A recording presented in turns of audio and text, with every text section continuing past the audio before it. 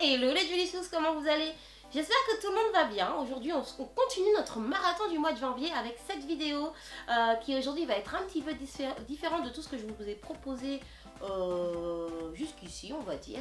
Ça va ressembler un petit peu plus aux vidéos papotage. Vous savez, ces vidéos papotage où on parlait d'un sujet, où j'échangeais avec vous, vous avez des choses à vous dire. Et ça fait un petit moment que j'ai pas fait de vidéo papotage, tiens. Mais là, ça va pas être vraiment du papotage, ça va être une nouvelle rubrique qu'on va appeler Be Julicious. Alors juste la petite parenthèse sur cette appellation Be Julicious, ce n'est pas une rubrique où je vais vous apprendre l'art d'être moi du tout, c'est vous apprendre comment l'art de ces petites choses qui font, de ces petites choses que vous me demandez souvent, qui font que moi j'accomplis dans ma vie pour pouvoir être le plus Julicious possible, le plus à l'aise avec moi-même, le plus stable dans ma vie, le plus... Enfin voilà. Et donc c'est toutes ces petites astuces que j'ai envie de partager avec vous. Et aujourd'hui je vais d'abord, pour commencer, pour entamer le sujet, cette vidéo qui s'intitule Be Positive, tout simplement. Donc on va parler de positivité. Pourquoi je commence par la positivité? Parce que je pense que c'est la chose...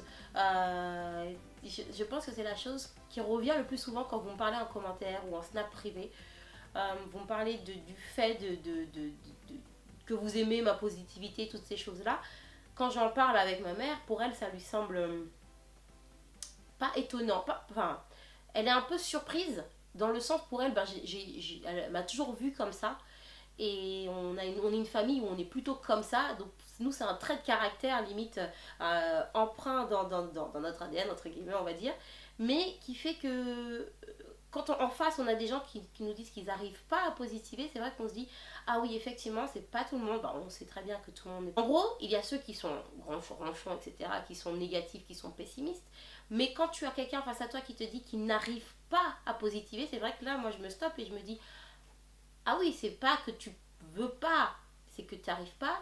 Donc, il y a peut-être quelque chose à faire.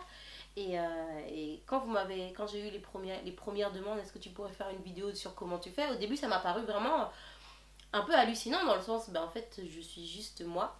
Et en y réfléchissant, en discutant avec ma maman, en revoyant un peu mon schéma de vie, je me suis dit effectivement, il y a quand même deux, trois petites choses que, avec le temps et l'âge et l'expérience, que j'ai corrigé, que j'ai amélioré et qui fait qu'aujourd'hui je peux faire cette vidéo.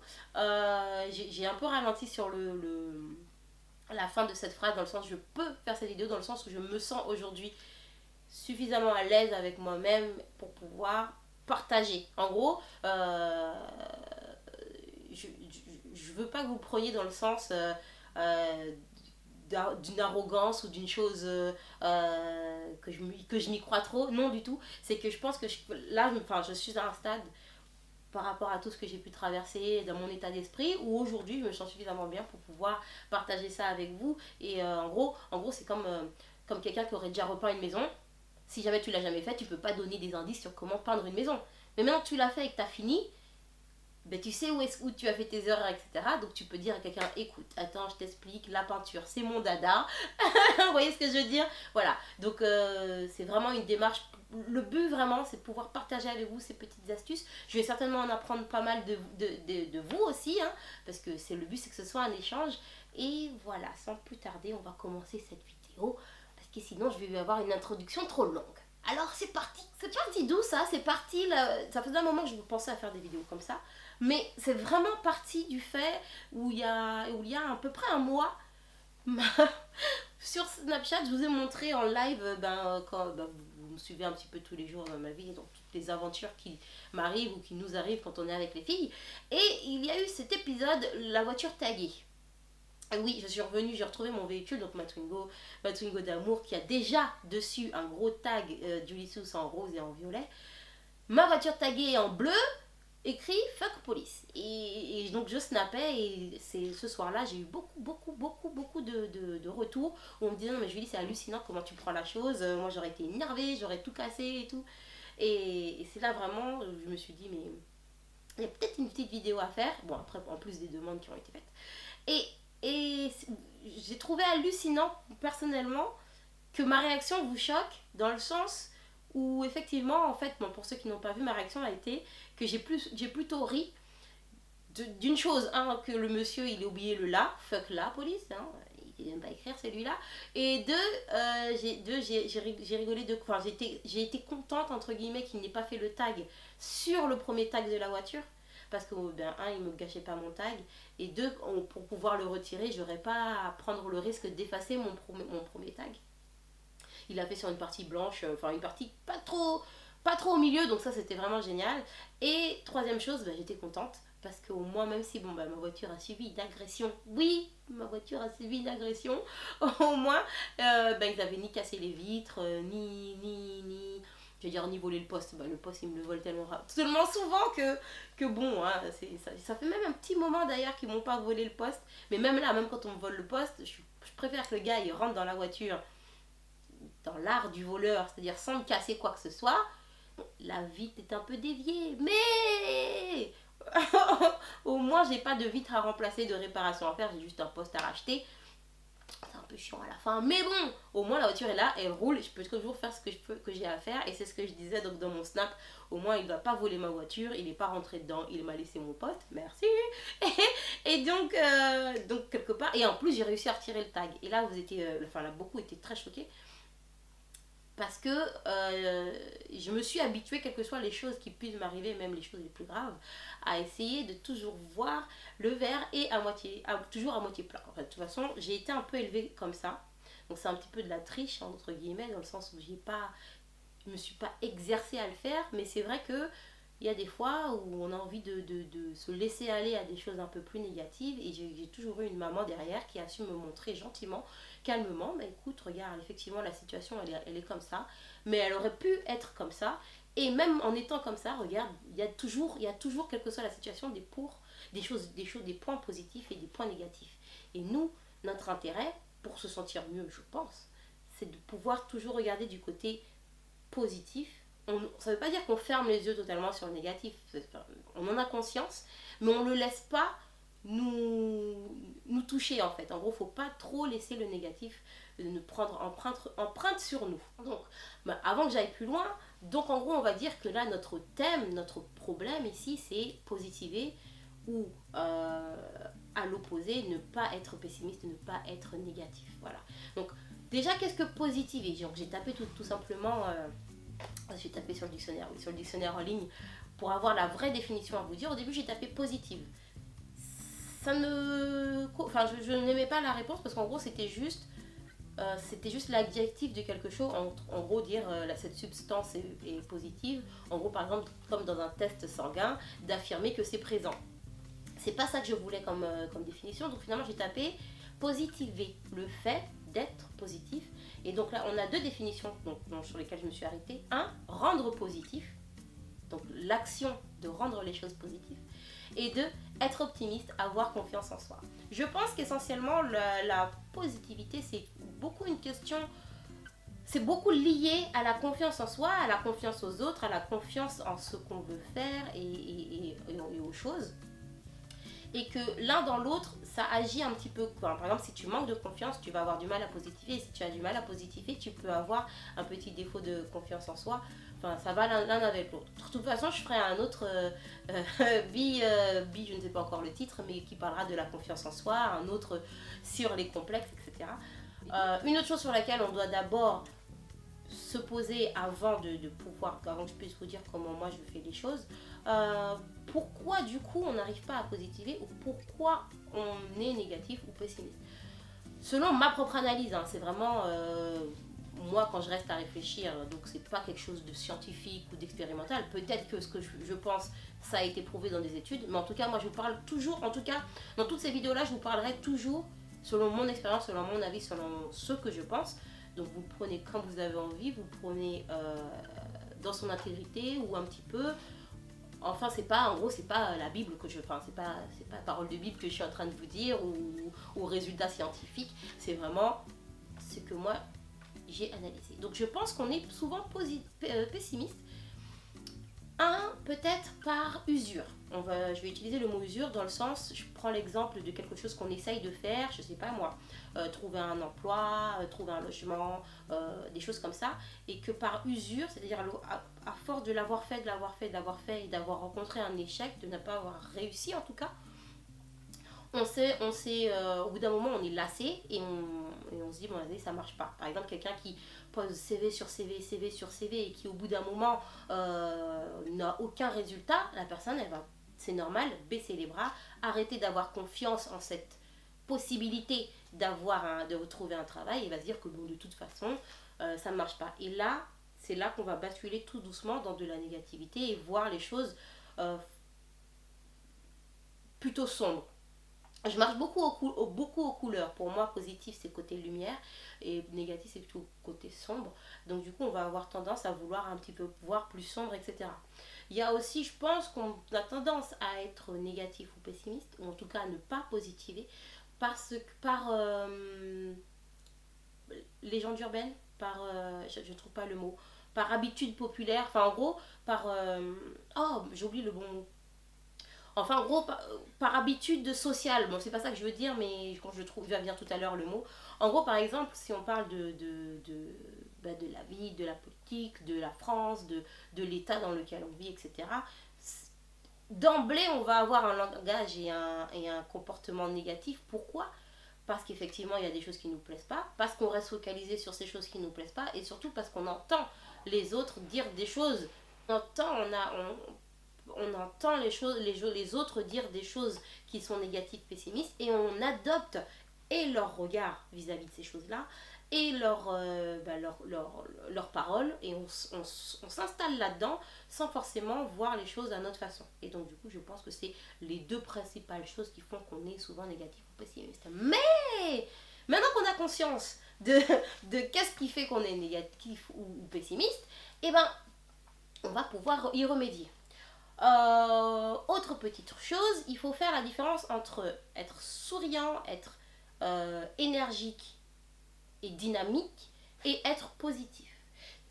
Je m'arrête dans le sens où on me dit souvent t'es souriante, t'es positive. Il y a des gens que je connais qui n'ont pas cette facilité à être souriant, qui n'ont pas cette facilité à être aussi dynamique, mais qui sont positifs. A contrario, je connais des gens que vous voyez, que vous allez rencontrer tous les jours, qui sont super souriants, super dynamiques, etc., mais qui vont avoir un état d'esprit très négatif et qui vont systématiquement voir les choses du mauvais côté de la barrière. Donc, il faut faire la différence entre ça, et nous, on parle vraiment du côté, on va vraiment parler de l'aspect réussir à voir les choses du bon angle. Donc, voilà. Donc, on est parti, et donc, je vous explique. Je pense, donc comme je vous disais, de base, j'ai grandi dans une famille euh, plutôt dynamique, plutôt souriante, plutôt joyeuse de vivre, qui aime partager et rire. Bon, ça n'a rien à voir vraiment avec notre problème, mais aussi avec une maman qui a toujours cette faculté, qui a réussi à m'inculquer ça, à voir les choses du côté positif et à voir les choses de façon saine. Et donc, du coup, bon, c'est un peu plus facile pour moi puisque j'ai grandi comme ça. Et même les fois où, par exemple, j'ai pu chuter ou ne pas réussir, elle a toujours réussi à avoir ce petit mot, cette petite phrase qui fait que même dans le pire des cas, il y a cette petite étincelle d'espoir qui reste toujours, toujours. Je pense qu'on arrête complètement d'être positif quand on se dit, on est persuadé soi-même qu'il n'y a plus aucun espoir. Et elle m'a aidé à grandir en se disant toujours que tant que tu vis, Julie, tant que tu as la force de faire les choses, bah, tant que tu vis en fait, tu auras la force de faire les choses, tu vas te donner les moyens, ça aussi c'est quelque chose qu'elle me dit souvent. Et donc si tu te donnes les moyens, il y a toujours cet espoir. Voilà, c'est tout, c'est quelque chose qui pour moi est inné, dans le sens, si par exemple on me demande demain de faire un truc que je n'ai jamais fait, qui peut être insurmontable, par exemple admettons, vous me dites demain construis une voiture à toi toute seule. Je vais rigoler bien fort, mais je ne vais jamais te dire c'est pas possible. Parce que pour moi, vraiment, il n'y a rien qui soit impossible. Il faudra peut-être du temps, il faudra peut-être de l'argent, mais enfin, là on ne parle pas d'argent particulièrement, mais il faudra peut-être que j'aille apprendre des notions de mécanique, que je cherche, que je fasse de nombreuses recherches. Mais à la fin, si c'est ce que je veux, eh ben, j'y arriverai. Parce qu'on m'a appris comme ça que si vraiment tu te donnes les moyens et que tu bosses, tu vas y arriver. Alors, je fais attention quand je dis ça. Par exemple, là, je peux très bien avoir quelqu'un derrière qui regarde et qui me dit ouais, moi je me donne les moyens de trouver un travail et je ne le trouve pas. Oui. Alors là, je ne suis pas du tout en train d'accuser quiconque de ne pas faire suffisamment d'efforts, mais qu'il ne faut pas non plus perdre sa motivation à force de l'usure et que c'est des choses qui, même si ça prend le temps qu'il faut, à un moment donné, des choses bien arrivent. Donc, à partir de là, donc, je vous disais que c'était des choses innées. Après, la deuxième chose qui fait que j'arrive à voir les choses plutôt de façon, enfin, le verre toujours plein, c'est. J'ai 28 ans, j'ai fêté mes 28 ans en novembre, pour ceux qui se posaient la question. J'ai fêté mes 28 ans en novembre, et c'est vrai qu'en 28 ans, des fois quand je parle avec d'autres gens, j'ai l'impression d'avoir 160 ans, parce que j'ai l'impression d'avoir traversé beaucoup de choses, mais d'avoir traversé des choses qui m'ont donné beaucoup d'expérience et de bagages en fait, surtout aussi bonnes, aussi bien bonnes que mauvaises. Et parfois quand j'y pense, ce sont surtout les mauvaises, enfin les choses mauvaises qui m'ont permis aujourd'hui de pouvoir avoir cet état d'esprit et d'être plus ou moins légère et assez confiante de moi-même et de ce que je peux faire et de ce qui peut arriver. Je m'explique un petit peu. Pareil, j'ai grandi, donc je suis née en France. Hein. Là, je vais vous dire beaucoup de choses sur moi. Donc, je suis née en France et on a vécu, après on a déménagé, j'ai habité longtemps en Guadeloupe. Et en Guadeloupe, il y a des choses qui sont pas tabous. Dans... Moi, j'habitais à la campagne en Guadeloupe. Du coup, on a toute la famille autour. On a des personnes, des grands qui sont, j'allais dire des ancêtres. Ah la honte. Non, on a les papis et mamies qui sont là, qui font aussi bien notre éducation que nos propres parents. On a ce respect pour ces grandes personnes et il y a la vie, il y a la joie, on célèbre et il y a aussi la mort malheureusement. Et ces choses-là, on ne me l'a jamais caché. C'est-à-dire que ma mère, euh, par exemple, s'il y avait un décès ou quelque chose, m'a expliqué suffisamment. Pas suffisamment tôt, c'est-à-dire qu'elle m'a pas venue trop au berceau, mais elle m'a pas caché les choses. Ce qui fait que par exemple, je sais que le décès ou la perte de quelqu'un, c'est une chose, une période qui peut nous rendre très mal, très négatif, très pessimiste.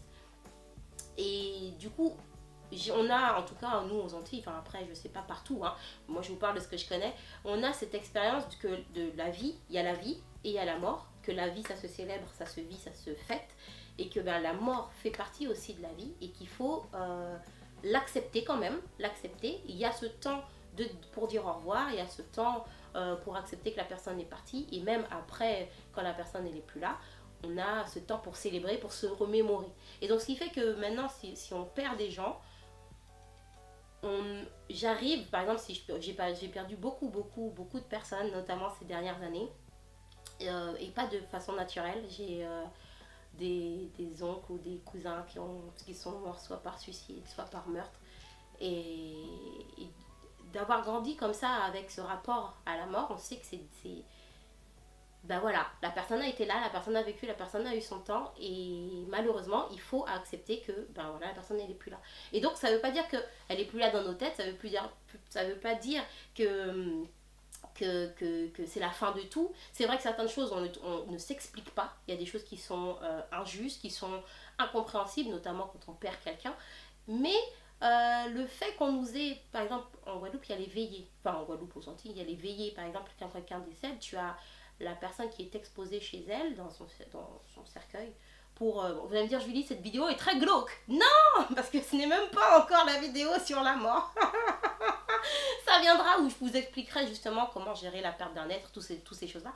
Bon, bref, tout ça pour dire que la façon dont j'ai grandi, en gros, enfin, je prends cet exemple-là dans le sens où d'autres personnes que je connaisse qui n'ont pas eu ce même rapport que j'ai pu avoir, ont beaucoup plus de mal et sont beaucoup moins à l'aise et font que dans leur vie, elles n'arrivent pas à positiver parce elles se rappellent toujours cet épisode, par exemple, non mais ça sert à quoi de faire la fête, de toute façon à la fin on meurt, tu vois, enfin des trucs comme ça.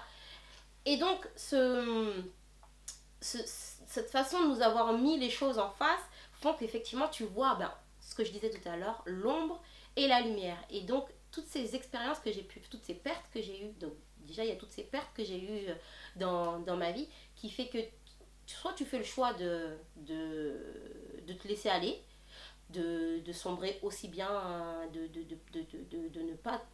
ne pas te remettre de cette perte, soit tu fais le choix, bah écoute, voilà, c'est arrivé, cette personne est partie, ça ne veut pas dire qu'elle n'a pas existé, ça veut dire qu'elle restera dans ta mémoire et dans ton cœur, mais que toi, tu dois quand même continuer à vivre parce que tu es là. Et donc, des fois, parfois, enfin pour certaines personnes, il a fallu que je fasse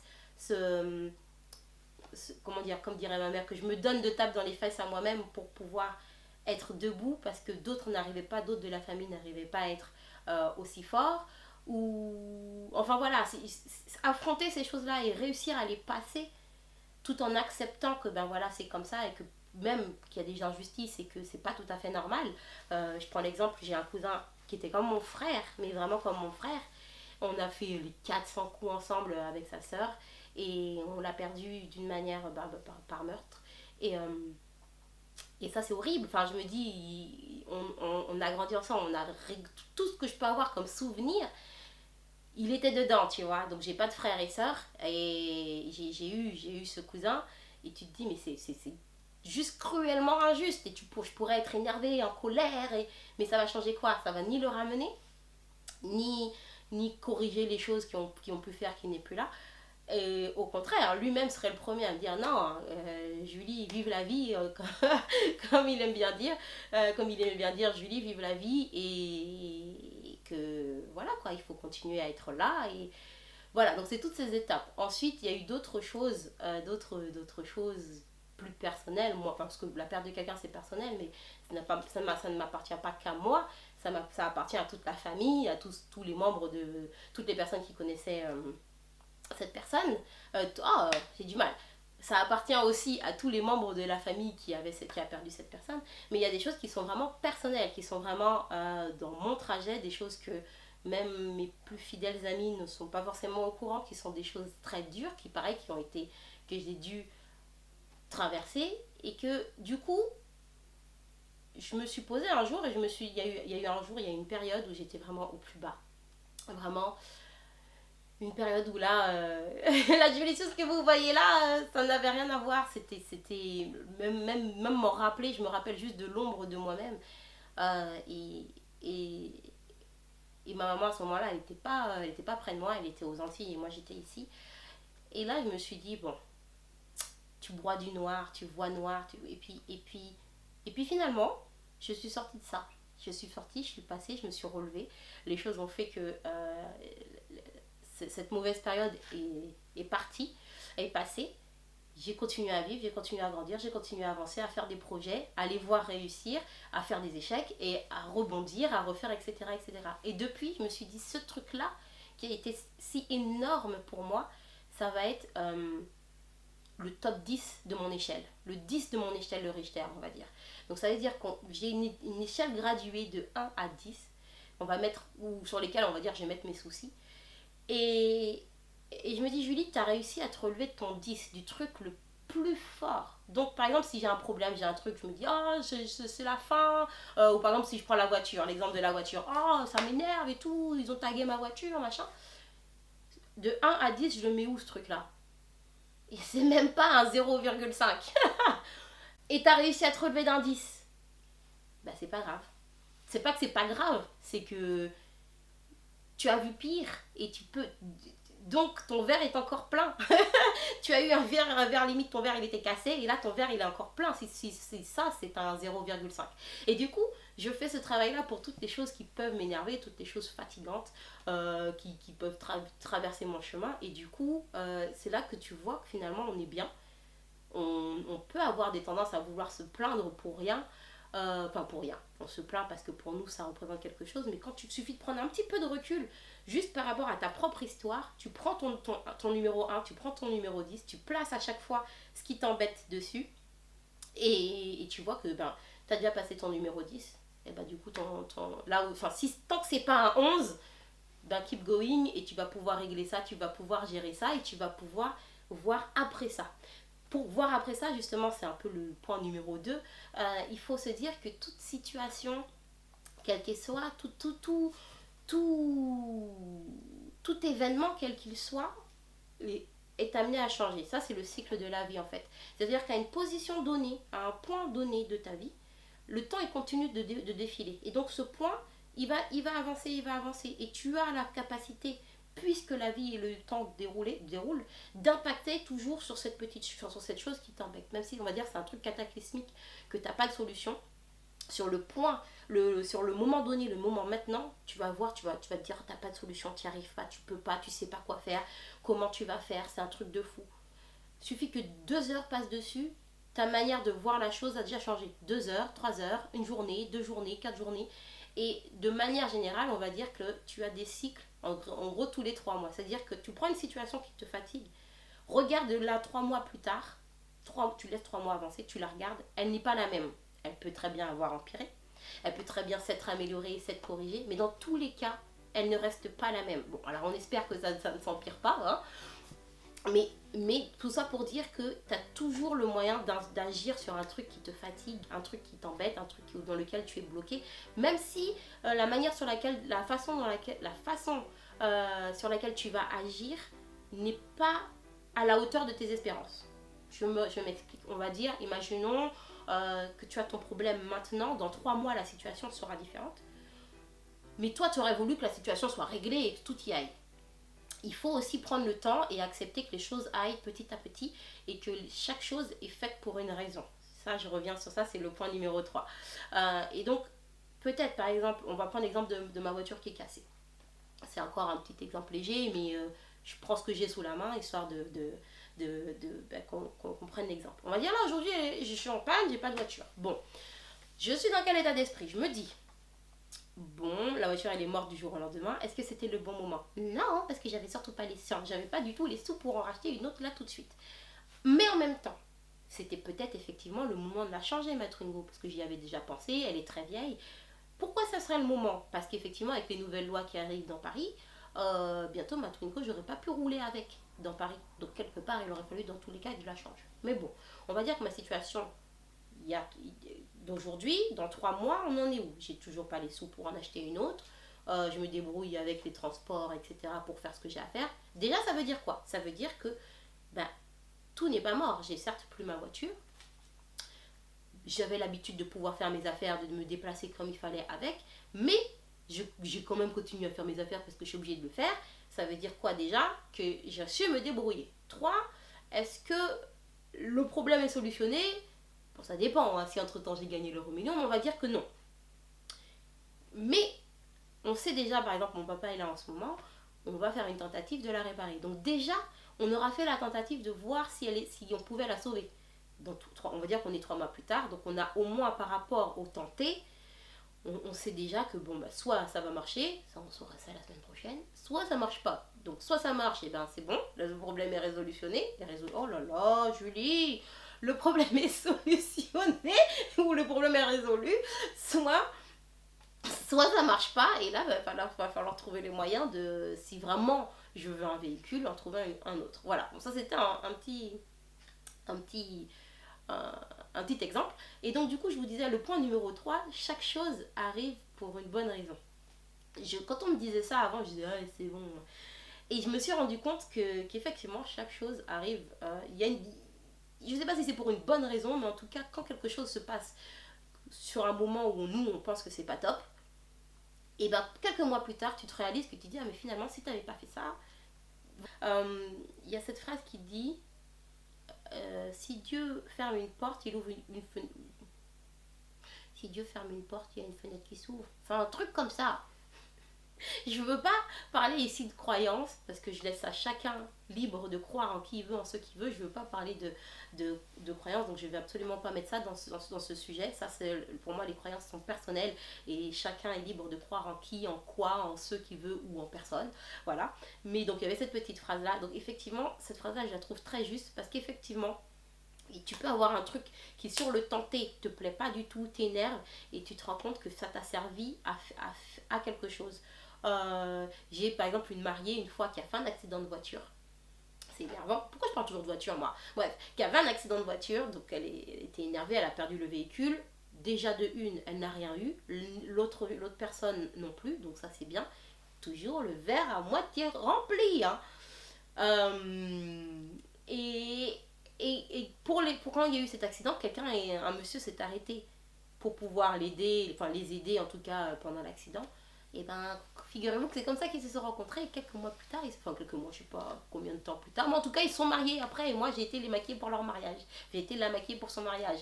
Donc vous voyez, quelque part c'était énervant d'avoir cassé sa voiture, parce que, déjà faire un accident, Deux, bah, il faut faire les réparations et essayer de retrouver un nouveau véhicule. Hein. Donc sur le coup, quand on est enfermé dans notre petite sphère tous les jours, oh c'est chiant, machin, machin. Mais au final, hein, elle a trouvé un mari, c'est tout. Donc il y a toujours un mal pour un bien. Donc il faut pas forcément tout prendre trop négatif. Il faut pas non plus se dire, bon, bah il m'est arrivé un truc mal, j'attends qu'est-ce qui va se passer de bien, alors. Non, les choses, faut continuer, je pense, à faire de son mieux, à essayer toujours de voir les choses, de trouver, en gros, soit le plus simple, c'est soit si on n'arrive pas à voir que le positif, et en fait il ne faut pas voir que le positif, il faut essayer de voir tout, voir le négatif, voir le positif, et se laisser ambiancer par le positif, ne pas se laisser ambiancer par le négatif. Le quatrième point qui fait que j'ai ce caractère, c'est aussi que je crois en la pensée négative. Julie, je crois à la pensée positive. Qu'est-ce que c'est la pensée positive? Je vous laisse chercher un petit peu sur internet. Faites attention aux sites qui vous parlent de magie, de choses comme ça. Hein. C'est pas ça. Euh, la pensée positive, c'est ce fait de penser positivement et donc d'attirer les choses positives. En gros, tu attires ce que tu donnes. Si tu donnes un côté, quand je dis ce que tu donnes, je veux faire vraiment un petit parenthèse là-dessus, dans le sens quand je dis ce que tu donnes, c'est pas forcément aux autres. Là, dans cette vidéo, on parle vraiment de vous avec vous-même, de soi avec soi. C'est-à-dire si tu donnes du positif, mais pas forcément donner à quelqu'un, juste donner du positif, la règle de la pensée positive veut que ce soit du positif qui revienne. Et moi, je marche beaucoup à ça. Et j'y crois. Et je pense et je trouve que ça marche pas mal. J'ai pris un exemple qui a été flagrant. Le 3 septembre, il y avait la soirée de lancement des palettes. Et moi, j'y croyais que mes palettes, elles allaient arriver. Croyez-moi ou me croyez... Attends, la soirée, c'était le samedi. Le mercredi, jeudi, vendredi, le mercredi, vous croyez que les palettes, elles étaient toujours pas finies et elles,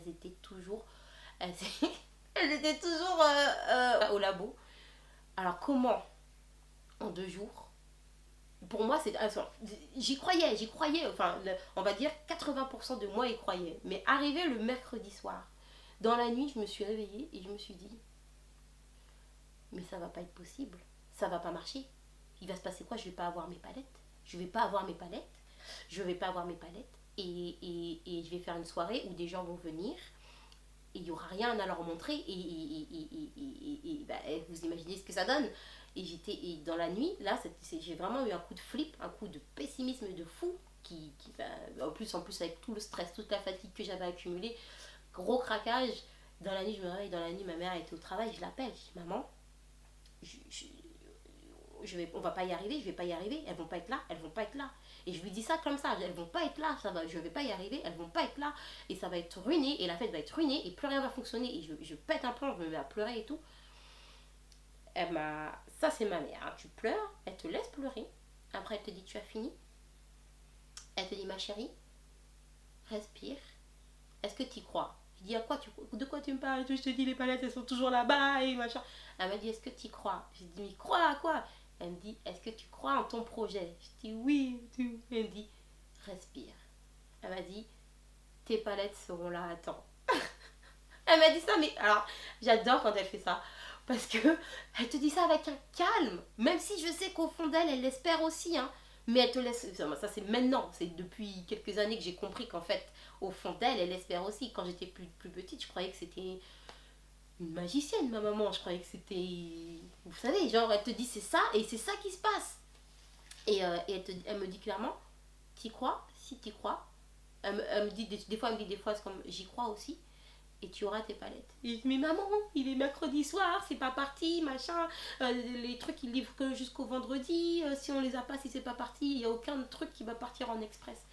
Elle me dit, tu écris encore une fois, tu appelles ou tu écris encore une fois à ton labo.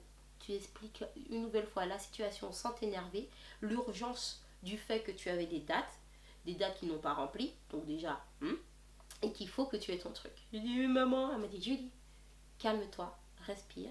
Elle me dit, maintenant, tu tu vas te recoucher, je sais que tu vas pas réussir à dormir, tu vas te recoucher et crois-moi, tu auras tes maladies. Et moi je disais, mais je voulais même pas y croire. Mais finalement, je fais ce qu'elle me dit.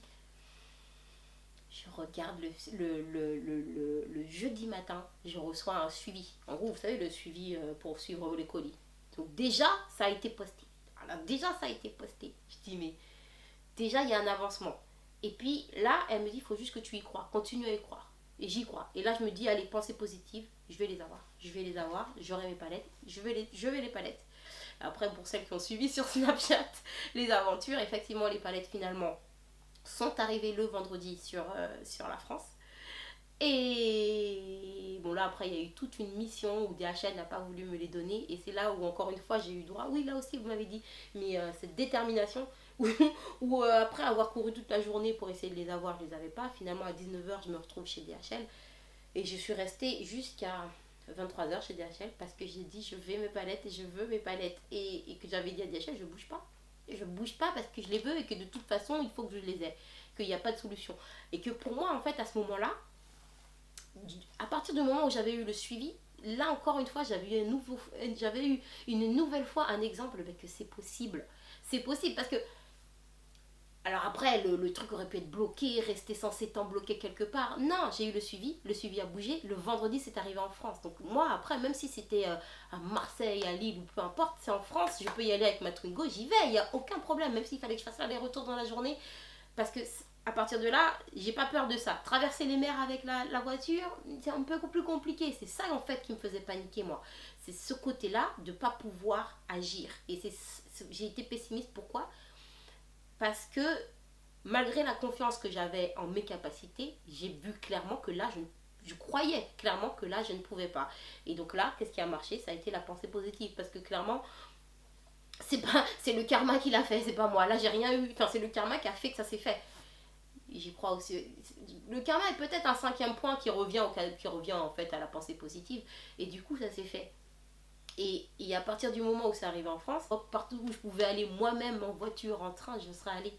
Et vous avez pu voir que je suis restée jusqu'à 23h chez DHL à les rendre fous, à leur dire je bouge pas, je veux mes palettes. Et j'ai récupéré les palettes le vendredi, enfin le samedi matin à minuit quoi. Et du coup, ça s'est fait. Et donc, c'est tous ces exemples, et j'en ai plein des exemples comme ça, où des choses se font sur le fil du rasoir, et que finalement, les choses aboutissent pas mal. Alors, des fois, ça n'aboutit pas. Des fois, c'est un échec total. Et quand c'est un échec total, là, pareil, je me pose, ou ma mère me pose, et me dit, voilà, qu'est-ce qui n'a pas marché? Pourquoi ça n'a pas marché? Qu'est-ce qui fait que ça aurait pu être mieux?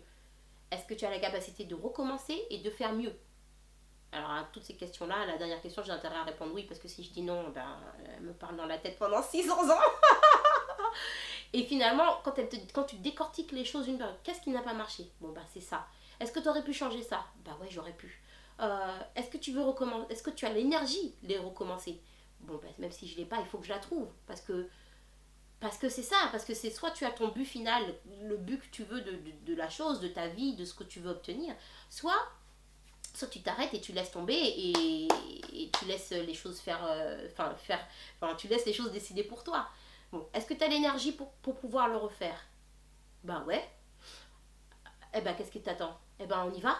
Et même si c'était un échec, cet échec t'apprend quelque chose, t'apprend sur quoi tu t'es trompé.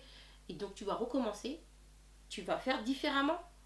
Ou peut-être tu vas... Non, tu ne peux pas refaire pareil, puisque si ça n'a pas marché une première fois, ça n'a pas marché. Tu vas faire différemment, tu vas peut-être prévoir plus tôt, ou prévoir plus de temps, ou essayer plus de fois. Parce que c'est vrai que souvent on a tendance à essayer une ou deux fois, et c'est comme, voilà, bon exemple, Titanic. Leonardo DiCaprio et Rose, hein, Jack et Rose. Vous voulez me dire qu'ils ont une planche grande comme ça, même Rose elle est allongée machin, et qu'il n'a pas réussi à monter. Donc il y a eu le film il n'y a pas longtemps, on m'a dit mais non mais la planche elle allait couler. Que nenni. Même si alors déjà la planche elle aurait pas coulé, hein. Parce que c'est du bois massif. Bref, on va pas parler de cette théorie. Mais quand j'ai dit ça sur Snapchat, on me dit mais oui mais il a essayé, on a vu ça a bougé. Il a essayé. Je vous invite tous à revoir la scène du film. Ils le font qu'une seule fois. Ils le font qu'une seule fois. Est-ce que ça c'est essayé? Pour moi ça c'est pas essayé de le faire une seule fois. Une seule fois c'est une mise en bouche. Tant que t'as pas essayé 150 fois, en fait tant que tu l'as pas fait jusqu'à réussir, pour moi t'as pas, enfin pour moi hein, je ne juge encore personne, c'est que tu n'as pas essayé. Bon, parfois, il ne faut pas être entêté. Il y a ça aussi, c'est quelque chose qui est important. Il faut réussir à voir quand ça ne marche pas parce qu'on n'a pas essayé suffisamment fort, ou il faut réussir à voir aussi que ça ne marche pas parce que, parce que ça ne marche pas et qu'il faut aussi le voir. Donc, c'est un peu un exercice qui est difficile, mais il faut réussir, à réussir à repérer le négatif, repérer le positif et se laisser inspirer uniquement par le positif. Et quand je dis se laisser inspirer par le positif, c'est pas en mode tout va bien, le monde il est beau, on est dans les bisounours. Faut pas non plus être trop naïf. Faut pas partir non plus dans le positif, dans le côté trop naïf. Admettons, parlons de relations humaines. On va dire vous aviez quelqu'un qui était votre ami, etc. La personne vous a fait un coup dans le dos. Bon, vous décidez d'être positif et de déterminer que vous pouvez quand même tenter d'avoir des relations d'amitié avec d'autres gens. Ça, c'est bien. Parce qu'une personne n'est pas égale à une autre personne. Donc, même si ça s'est passé mal là, ça peut se passer mal ailleurs. Mais attention, le premier exemple que tu as eu, qu'est-ce qui n'a pas marché? Qu'est-ce que tu aurais pu faire? Et est-ce que tu as l'énergie de recommencer? Qu'est-ce qui n'a pas marché? Il faut aussi voir, souvent on aime bien dire c'est la faute de l'autre. Il faut aussi voir sa propre faute. Donc là, c'est l'exemple que je vous dis. Voir le positif, voir le négatif. Ok, il s'est passé ça envers cette personne, mais il y a aussi ce que j'ai fait moi. Donc là, qu'est-ce qu'on aurait pu changer? Est-ce que j'aurais pu changer ce que j'ai dit, ce que j'ai fait? Enfin bref, ça dépend de ce qui s'est passé. Est-ce que j'ai l'envie de changer ça? Est-ce que j'ai envie, par exemple, juste avec cette personne, de corriger, de rattraper les choses? Est-ce que ça vaut la peine? Parce qu'il y a des gens, c'est beau d'essayer de sauver un truc, mais il y en a d'autres, j'ai envie de vous dire, il faut laisser y aller. Parce que c'est là, et là, c'est là quand tu prends conscience de ce qui est essayé plusieurs fois pas suffisamment fort, ou essayer et ne pas réussir parce que ça ne marchera pas. Il faut essayer de voir toutes ces choses-là, d'être le plus lucide. En gros, c'est comme si des fois vous êtes dans votre corps, vous faites votre vie, et des fois il faut sortir, alors c'est très bizarre ce que je vais dire, sortir de votre corps et vous voir de l'extérieur. Oui. Vous devez être derrière votre écran, genre, mais qu'est-ce qu'elle raconte? Oui, c'est comme si vous voyez vous en série. Vous savez, quand on critique les séries, non, mais t'aurais dû faire ci, machin. Faites ça avec votre vie.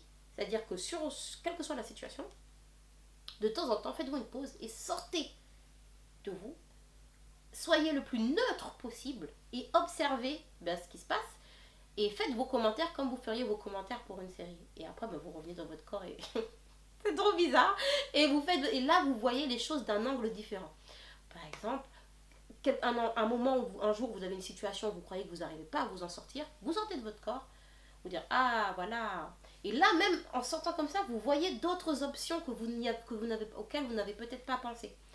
Voilà. Et donc je vais m'arrêter sur ce point-là parce qu'on va aller longtemps. Et sinon le karma, oui, je crois aussi le karma. Donc la phrase karma is the bitch, vous connaissez bien. Faut faire attention, parce on a souvent tendance à parler du karma des autres, de dire oh, t'inquiète pas, le karma va s'occuper de toi. Mais le karma, en disant ça, s'occupe de toi aussi. C'est-à-dire que si il y a aussi ce côté souhaiter le positif et souhaiter le négatif, ça aussi c'est important. Le karma, il est pour les autres, mais il est pour toi aussi. Donc, je pense qu'il faut essayer de mener sa vie le plus proprement possible, que ce soit dans les interactions avec les autres, ou que ce soit avec toi-même. Sachant que le karma, lui, il n'en a rien à faire de ce qui se voit ou de ce qui se voit pas. Même ce que tu penses, il sait.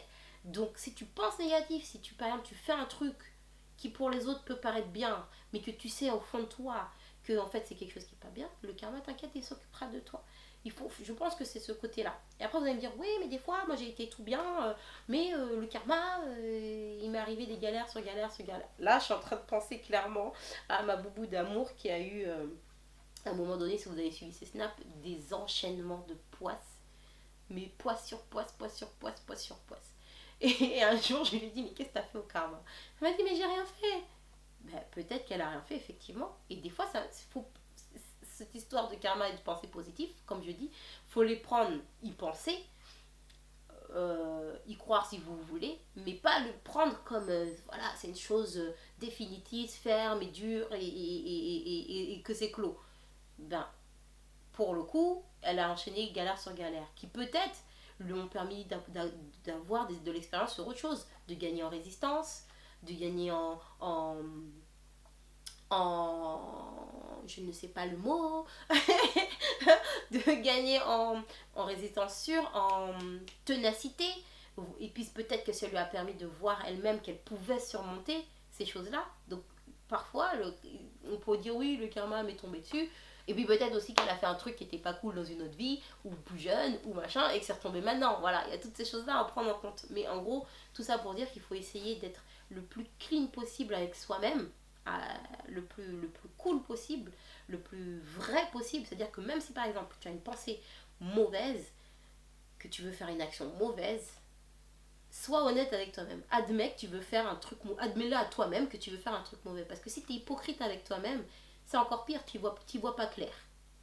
Et donc, au moins si tu sais, t'assumes, voilà, j'ai pensé ça, je sais ça, c'est mauvais, voilà. C'est mieux, je pense même vis-à-vis du karma, etc., que l'inverse. Que si tu fais genre, j'ai pensé ça, mais non, mais en fait, machin. Et là, encore une fois, je parle de vous-même avec vous-même. Donc, toutes ces choses-là, tous ces petits trucs, ce sont tout ça mis à bout qui font que je vois, que j'essaye en tout cas, que fais de mon mieux pour, voir tous les points à disposition, les points négatifs, les points positifs, et d'essayer de me laisser inspirer par la positivité. Et je vais finir sur cette vidéo avec ça. En gros, ce qu'il faudrait retenir de tout ce blabla que j'ai dit, je pense que le truc le plus utile, c'est l'échelle. Faites une échelle de ce qui, qui a été le pire pour vous, et de 1 à 10, placez-le en 10. Et quand vous avez un truc qui vous prend la tête et que vous n'arrivez pas à voir clair et à voir positif et à voir plus loin, placez-le, et là vous verrez que vous avez réussi à passer ce 10. Donc si tant que c'est pas un 11, vous pouvez y aller. Pensez à voilà, sortir de vous-même pour voir ce que ça donne, et rien n'est impossible. Rien n'est impossible. Rien n'est impossible, et toute situation a une issue. Ça, c'est les mots de fin. Rien n'est impossible, il suffit. Beaucoup de motivation, beaucoup d'énergie, d'y croire, de croire en ce que vous voulez atteindre, en ce que vous voulez faire, etc. Et, pas avoir peur d'avoir à refaire. En gros, ça c'est la motivation qui fait que même si la détermination et la motivation, même si vous rencontrez l'échec, même si vous rencontrez des imprévus, parce qu'il y a ça aussi, il y a des imprévus sur le parcours, ça fait partie du jeu, et ça ne fait que rendre meilleur ce que vous aurez atteint à la fin. Enfin voilà, pour peu que ce soit des choses bien, parce qu'imaginons que votre but c'est de prendre le mec de votre ami, et que vous essayez, je sais pas si c'est bien. Voilà, en gros je vais m'arrêter là pour ce Be Julicious. J'espère que j'ai été claire. Je vous ai donné beaucoup d'exemples de ma vie pour pouvoir vous faire comprendre. J'espère que ça vous aura été utile. Vous, dites-moi comment vous faites pour essayer de positiver, en tout cas de ne pas être négatif, et dites-moi quelle est la petite astuce que vous allez essayer de changer. Vous inquiétez pas, c'est pas du jour au lendemain, c'est pas hop c'est bon, du jour au lendemain tout sera. Si c'est une habitude que vous avez depuis longtemps d'être négatif ou d'être négatif ou pessimiste, ça va venir avec le temps, vous inquiétez pas. Croyez en vous, croyez en ce que vous faites, croyez en ce que vous voulez atteindre. Et du coup, je vous retrouve dans un prochain Big Julicious, justement sur la confiance en soi. Comme ça va compléter tout ce blabla que j'ai raconté. Voilà, j'espère vraiment que j'ai pas été trop floue dans ce que je vous ai raconté. C'est vraiment d'une bonne intention, et vraiment pour partager ça avec vous. Et puis j'espère que ça servira. Et puis mes Julicious, je vous fais des très très très très gros bisous. Prenez soin de vous. Ciao ciao.